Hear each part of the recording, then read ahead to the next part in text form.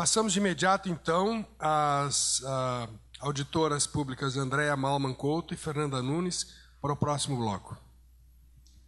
Bom dia a todos.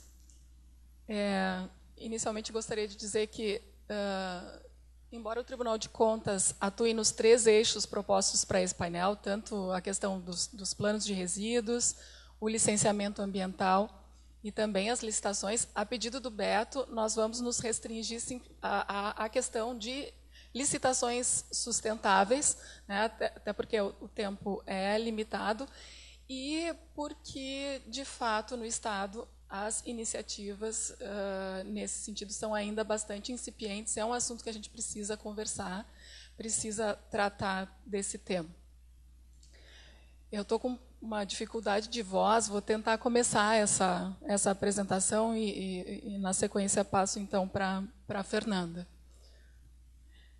Para esclarecer, eu trabalho mais na área de fiscalização, lá no Tribunal de Contas, a Fernanda na área de consultoria técnica. Atuo bastante mais de perto com a questão da política de resíduos e a Fernanda mais na área de licitações. Então, vou começar dando um panorama da legislação que ampara a questão das licitações sustentáveis e, na sequência, ela trabalha mais a questão de como fazer e dos cuidados, né, que precisam ser tomados na realização das licitações sustentáveis. Passa para mim. Bom, eu trouxe aqui, então, inicialmente um conceito que é do Ministério do Meio Ambiente, né, que traz... a anterior, por favor. A licitação sustentável como um procedimento administrativo formal que contribui para a promoção do desenvolvimento nacional sustentável mediante a inserção de critérios sociais, ambientais e econômicos nas aquisições de bens, contratações de serviços e execução de obras. Na verdade, aí se fala no poder de compra do Estado, né, no sentido de indução da mudança dos padrões de produção e consumo no país.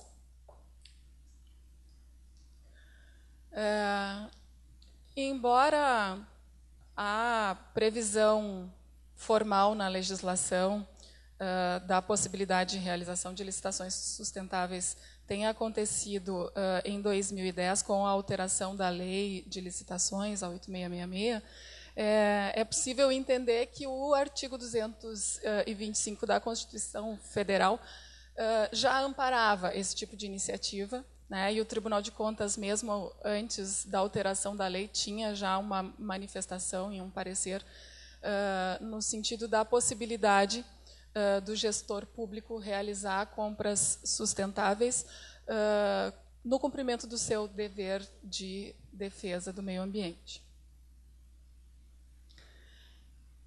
Com a alteração do artigo 3º da lei, então, passou a haver essa previsão expressa na legislação do desenvolvimento nacional sustentável como um dos objetivos da licitação, e a partir daí é que se fala de uma forma um pouco mais intensa da questão das licitações sustentáveis. Lembrando, próximo, que ainda na redação original ou na alterada em 94, já se falava que os projetos básicos e os executivos de obras e serviços seriam, né, considerados principalmente aspectos como impacto ambiental. Então, assim, a legislação nossa não dependeria dessa alteração do artigo 3º para já considerar critérios de sustentabilidade nas suas aquisições de bens e contratações de serviços e obras. Em 2009, com a Política Nacional sobre Mudança do Clima, então, passou a se falar sobre o estabelecimento de critérios de preferência em licitações para iniciativas que contribuíssem com a redução de emissões de gases de efeito estufa.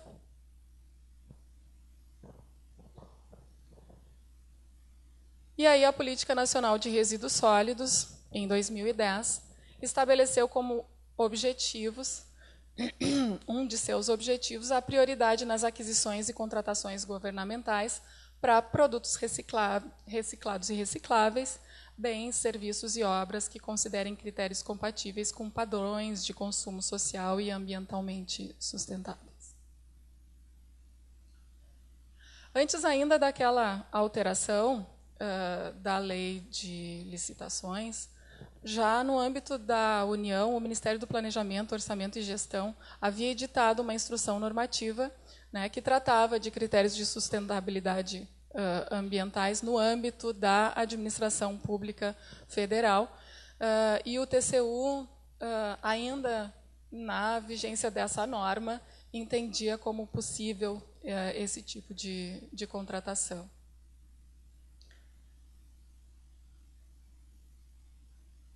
A inovação maior em relação à questão da legislação de licitações sustentáveis, ela vem com a lei do RDC, que é de 2011,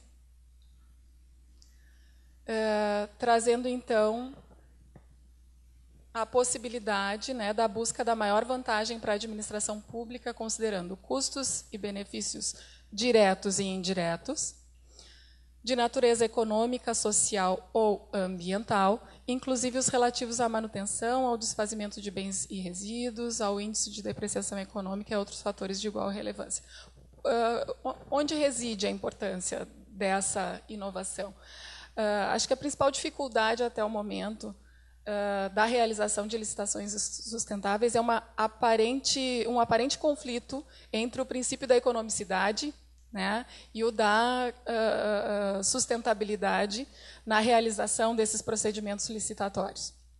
Então, no momento em que a lei traz isso expressamente, ajuda, né, porque os gestores ainda têm um receio de partir nessa direção, ficando um pouco expostos a possibilidades de questionamentos em relação à economicidade dessas contratações.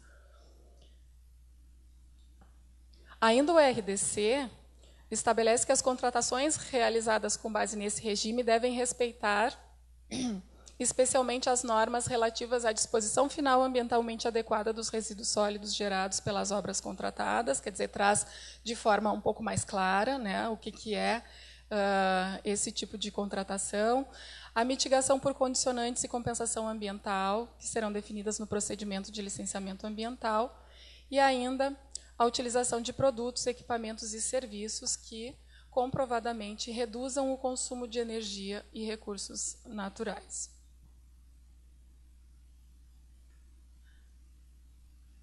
Ainda, né, o RDC, que de fato é bastante inovador em relação ao 8666, no artigo 7º ficou registrado que, no caso de licitação para aquisição de bens, a administração pública poderá solicitar a certificação da qualidade do produto ou do processo de fabricação, inclusive sob o aspecto ambiental, por qualquer instituição oficial competente ou entidade credenciada, né, que é uma inovação em relação ao 8666. O artigo 14 fala sobre a possibilidade de habilitação, na fase de habilitação das licitações, exigir requisitos de sustentabilidade ambiental, né, porque sob a égide da 8666, na verdade, se entende que ainda na fase interna, na fase de especificação do objeto, é que devem ser considerados esses requisitos. E existe aí uma discussão sobre se na fase de habilitação poderia ser exigido e de que forma isso poderia ser feito. E, por fim, o artigo 19, que traz a questão do julgamento pelo menor preço ou maior desconto, considerando o menor dispêndio para a administração pública, atendidos os parâmetros mínimos de qualidade definidos no instrumento convocatório. Traz aí também, por favor, de novo, a questão dos custos indiretos, né, a possibilidade de considerar a questão da vantajosidade ambiental na avaliação daquele produto que está sendo adquirido.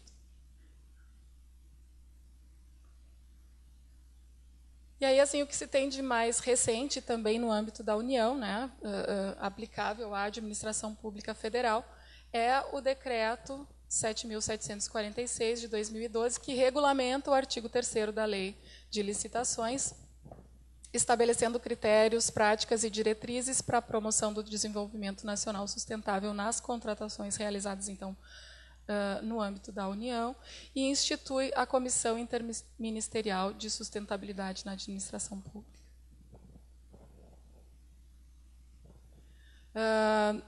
Os órgãos de controle têm, então, já disciplinados também a questão dos critérios e práticas de sustentabilidade ambiental, estão disponíveis tanto no portal do Tribunal de Contas do Estado quanto no do TCU, as resoluções que disciplinam, né, as práticas desses órgãos em relação à questão.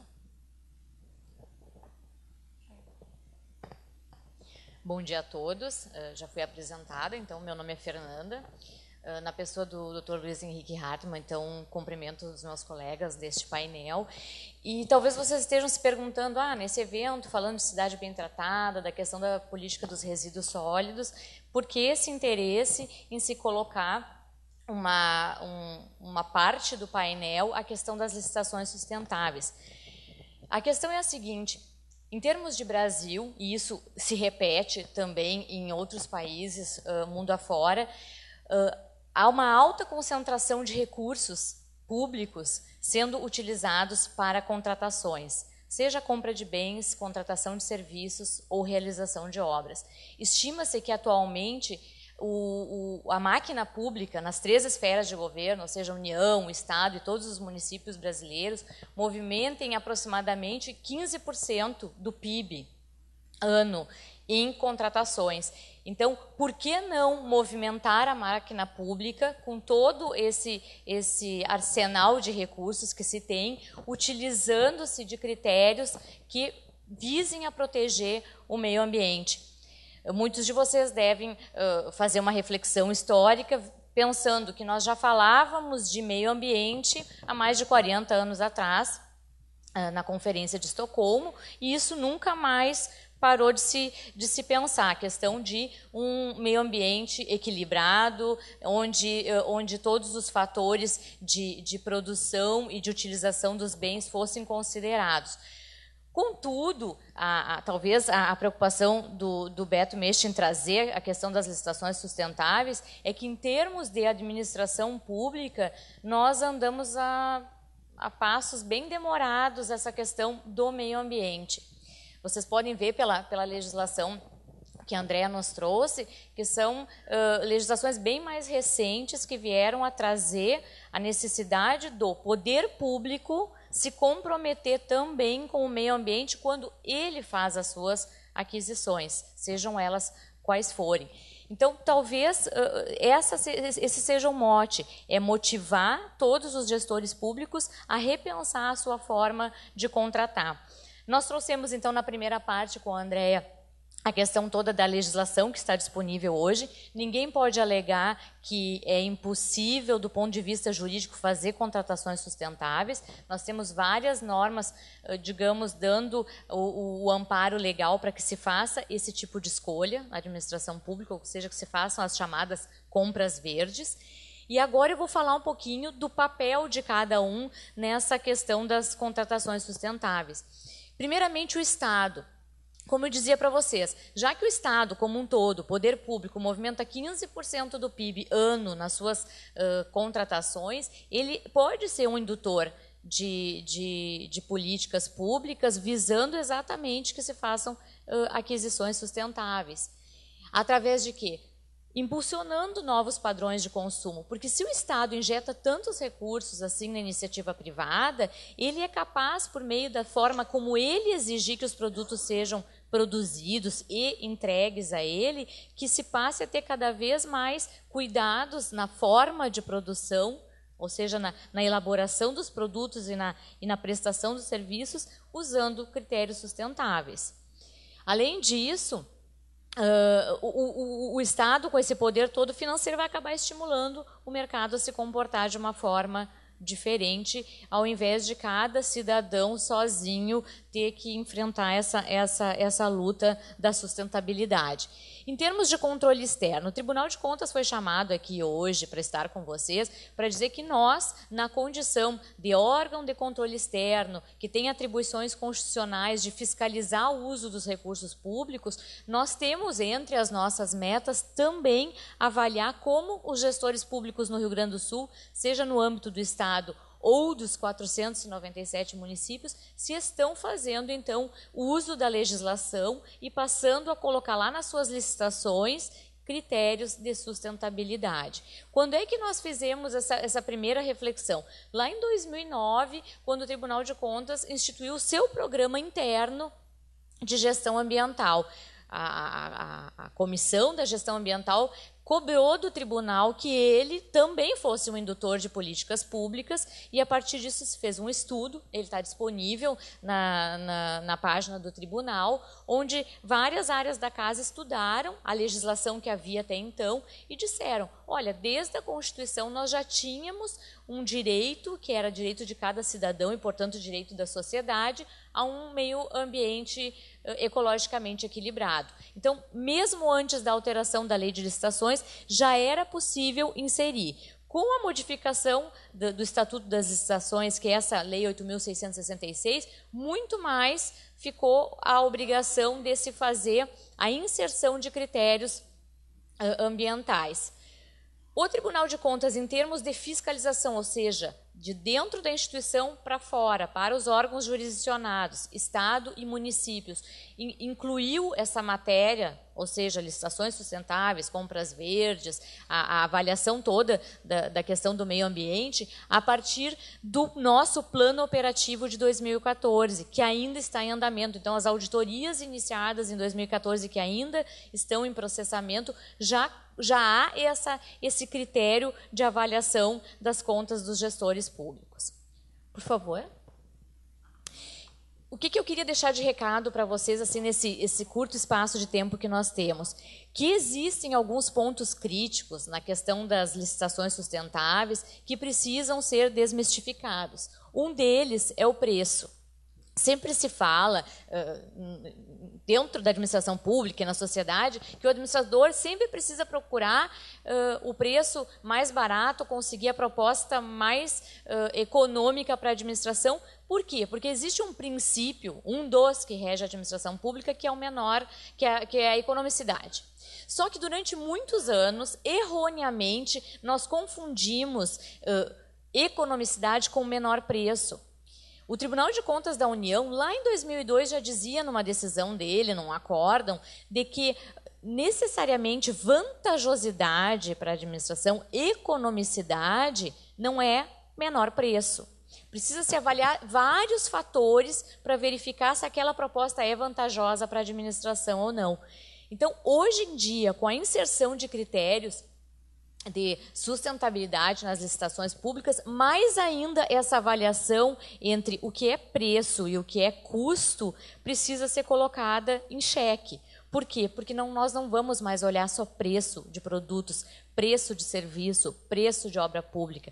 Nós vamos ter que verificar o custo disso. E isso envolve, em linguagem, digamos assim, de meio ambiente, a produção, a execução, a manutenção e depois o descarte de tudo que decorrer dessa contratação, seja produto, resíduos de serviços e das obras públicas também. Então, quando se avalia vantajosidade numa licitação, o gestor público precisa ficar alerta que nós estamos mudando um conceito e, portanto, é mudança de cultura. Isso vai levar algum tempo. Muitos gestores têm medo de fazer uma licitação e parecer que estão pagando mais caro e, portanto, terem até um apontamento do Tribunal de Contas ou serem questionados pelo Ministério Público numa licitação, porque essa questão da vantajosidade ainda ela é incipiente. Nós precisamos difundir essa cultura na administração pública para que se entenda que, a curto prazo, uma licitação sustentável pode ser considerada economicamente mais cara que uma licitação não sustentável. Mas, a médio e longo prazo, com a diminuição do impacto negativo daquela contratação no meio ambiente, ou seja, com a redução dos riscos ao meio ambiente, nós temos um retorno para a sociedade e um retorno para a administração pública. Então, a questão do meio ambiente, ela envolve esse olhar um pouco mais crítico, um pouco mais aprofundado de qual é o custo de produção de um bem, de um serviço ou de uma obra pública. Por favor. Então, como é que nós vamos encontrar esse efetivo equilíbrio da proposta mais vantajosa? Para os gestores que estão aqui, o que é importante que fique claro? Que a administração pública tem diversos princípios. Ela tem o da economicidade, da legalidade, da isonomia, da eficiência. É a conjugação de todos esses princípios que vai nos conduzir a encontrar a proposta mais vantajosa, certo? E, a partir disso, então, poder inserir critérios ambientais sem ter medo de estar fazendo uma contratação equivocada. Próximo. Nesse aspecto, para encerrar minha fala, então, está outro problema. Quando que a administração vai inserir os seus critérios ambientais na licitação? E como? Nós temos que dividir o nosso cérebro, eu sempre digo assim, em duas partes. Lei de licitações, Lei 8.666. Quando é que eu digo como eu quero que a contratação se efetue? Como é que eu quero que o produto seja entregue? Quais as características que ele tem que ter? Lá na fase de planejamento, quando eu defino o objeto. Antes de fazer o edital, eu preparo um termo de referência a um projeto básico e ali eu digo as características ambientais que devem ser respeitadas naquela contratação. E, a partir dali, todos os licitantes vão saber que tipo de produto ou serviço a administração está buscando. Quando eu trato do RDC, que é uma nova forma de contratação pública, que não está vinculado mais só às obras da Copa, mas a vários tipos de contratações que a administração pública vem a fazer, eu já digo que tanto pode ser na preparação da licitação, ou seja, quando eu estou definindo o objeto, mas também lá para os documentos de habilitação, aqueles documentos que a empresa precisa apresentar, eu também posso exigir alguns tipos de certificação.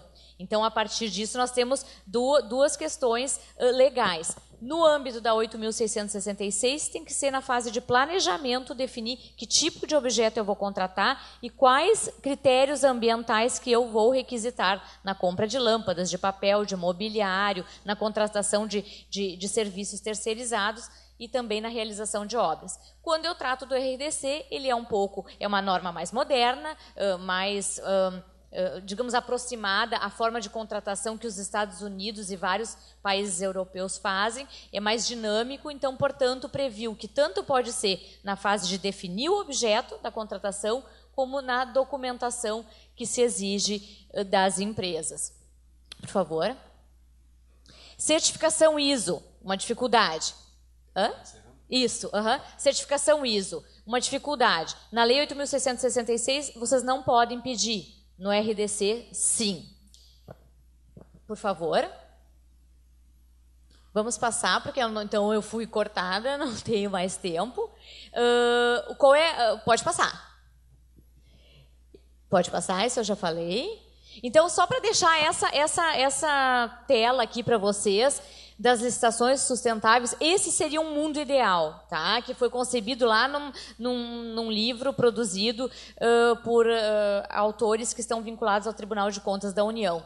Que nós tivéssemos, no mesmo momento, condições de equilibrar preço, competitividade entre as várias empresas, as que oferecem e as que não oferecem produtos sustentáveis, que o impacto ambiental fosse previsto nessa equação, que tivesse viabilidade desse negócio se realizar. E viabilidade eu digo porque muitas empresas ainda não estão preparadas para atender o mercado das compras sustentáveis.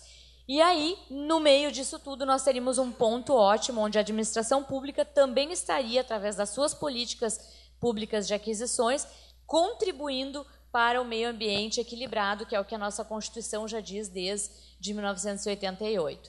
Por favor. Eu deixo ali o nosso contato, meu e da Andréia, caso vocês tenham dúvidas teóricas ou práticas sobre como a administração pública pode gerenciar suas contratações sustentáveis, vocês podem entrar em contato conosco por esse telefone, que nós estamos à disposição para orientá-los. Muito obrigada. Ok, agradecemos aos ilustres painelistas.